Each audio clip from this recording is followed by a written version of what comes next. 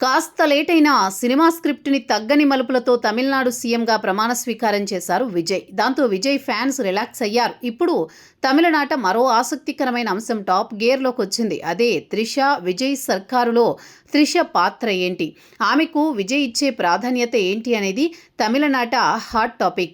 విజయ్ త్రిషల మధ్య ఉన్న అనుబంధం ప్రత్యేకమైంది. వాళ్ళిద్దరి మధ్య ఏం నడుస్తుందో కొత్తగా చెప్పాల్సిన పని లేదు. విజయ్ అతి త్వరలోని త్రిషని పెళ్లాడతారన్న వార్త సోషల్ మీడియాలో హల్చల్ చేస్తోంది. అంతకంటే ముందు ఆమెకు డిప్యూటీ సీఎం పదవి కట్టబెడతారని ప్రచారం ముమ్మరంగా సాగుతోంది. త్రిష రాజకీయాల్లోకి రావడం పెద్ద విచిత్రమేం కాదు.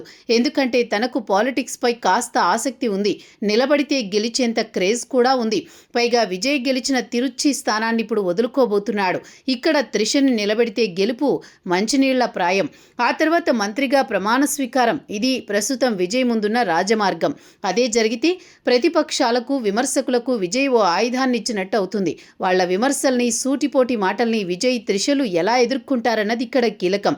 గెలిచిన వెంటనే తన సొంత వాళ్లపై విజయ్ ఇలా ప్రేమ ఒలకబోసి ఏకంగా మంత్రిని చేసేస్తే ప్రజల్లోనూ కొంత నెగిటివ్ రియాక్షన్ వచ్చే ప్రమాదం ఉంది.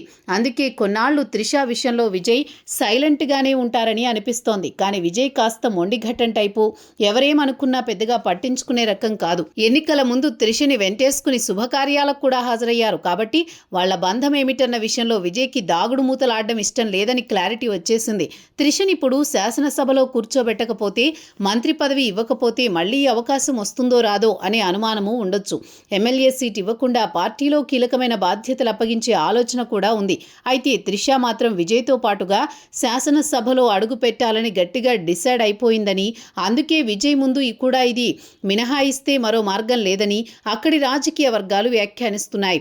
విమర్శలు ఎన్నొచ్చినా పట్టించుకోకూడదు అనుకుంటే త్రిషని ఎమ్మెల్యే చేయడం ఖాయం. కానీ ప్రజల నుంచి వ్యతిరేకత వస్తుందన్న భయం ఉంటే మాత్రం విజయ్ బ్యాక్ స్టెప్ వేయొచ్చు.